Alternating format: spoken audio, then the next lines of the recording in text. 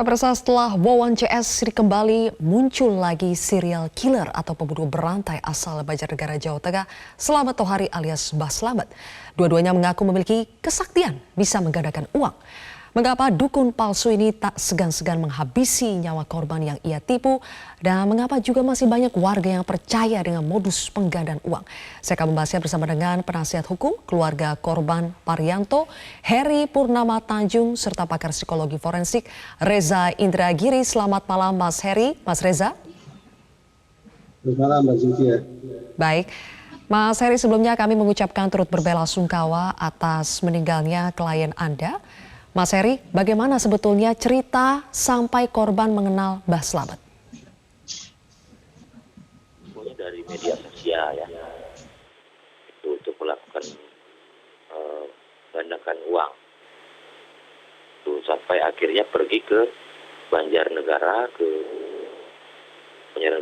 dan ketemu dengan siapa namanya Slamet ya, alias Tohari.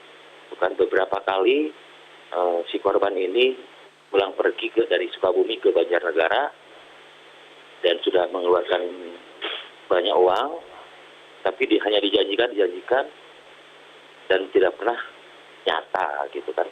Sampai pada akhirnya 2 minggu lalu si korban ini datang ke Banjarnegara karena dijanjikan untuk mengambil uang tersebut. Gitu, tapi begitu ke sana ini juga, dan akhirnya karena ditagih terus si pelaku ini, akhirnya si korban diracun. Oke.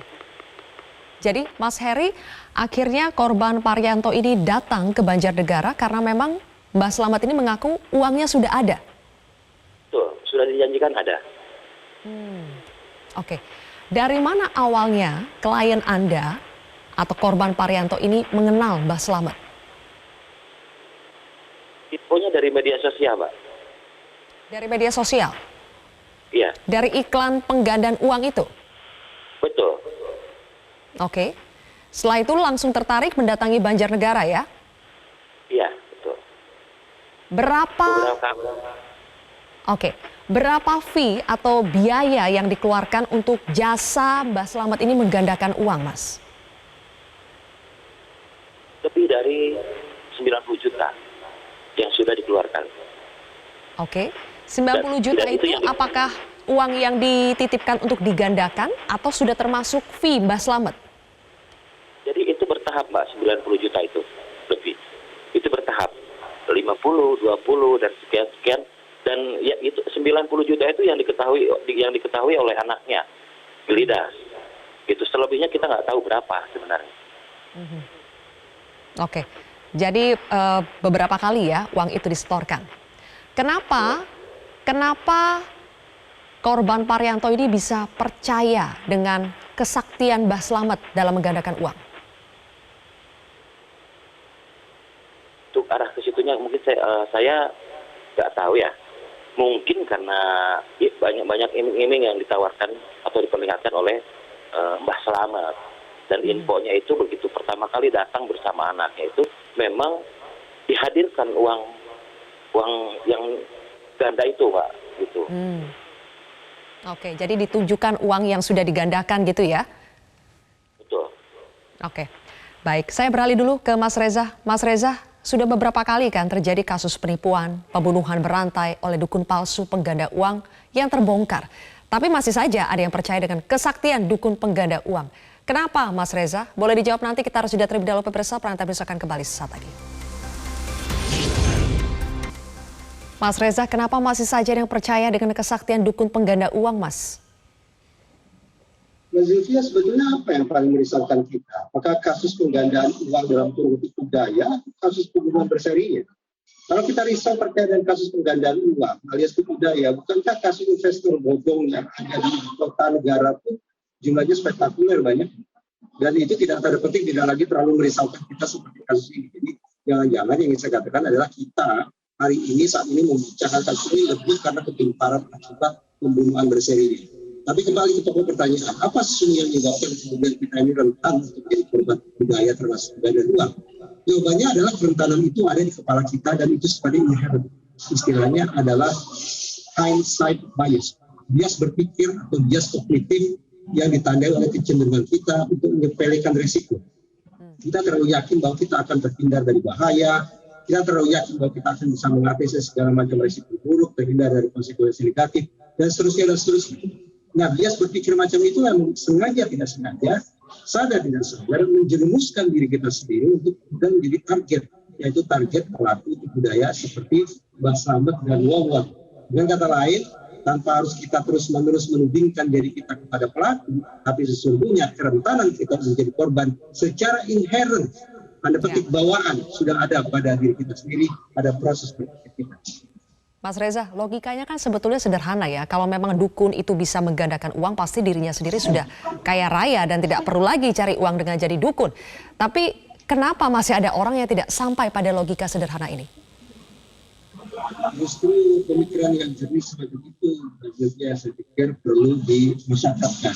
Saya pikir tidak terlalu sulit bagi otoritas kepolisian untuk menggunakan poster itu, elektronika itu, pesan-pesan mengingatkan kita bahwa kejadian berpikir semacam ini yang dibutuhkan untuk memastikan bahwa kita terhindar dari korban budaya penggandaan uang. Nah, kembali ke pertanyaan Mbak Zulfia, lantas apa sulitnya ya bagi kita untuk berpikir sedemikian jernih? Pertama, tadi saya katakan karena secara inherent ada bias berpikir yang amat sangat sulit untuk kita hindarkan. Yang kedua adalah barangkali terkait dengan situasi pengumuman ini, situasi negara kita, perekonomian kita yang sangat sulit secara finansial, yang kemudian membuat orang berbondong-bondong mencoba mencari jalan keluar yang sifatnya instan.